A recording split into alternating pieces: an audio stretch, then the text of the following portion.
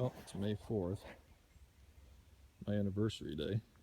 I've been married 21 years. And right now it's about 9:15.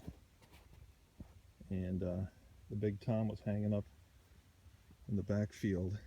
And finally, his hen led him over here to check on things. And that was kind of his fatal mistake right there. But boy, he is huge.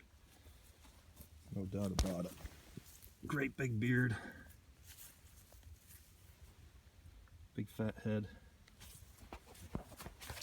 These spurs are insane. Probably 1.5 inch spurs on him.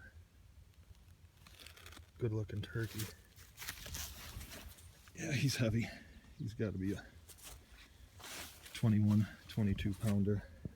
So I'll get him cleaned up, call it a day, and happy anniversary to me. So the old Remington 870, which actually I got for Father's Day back in probably 2005.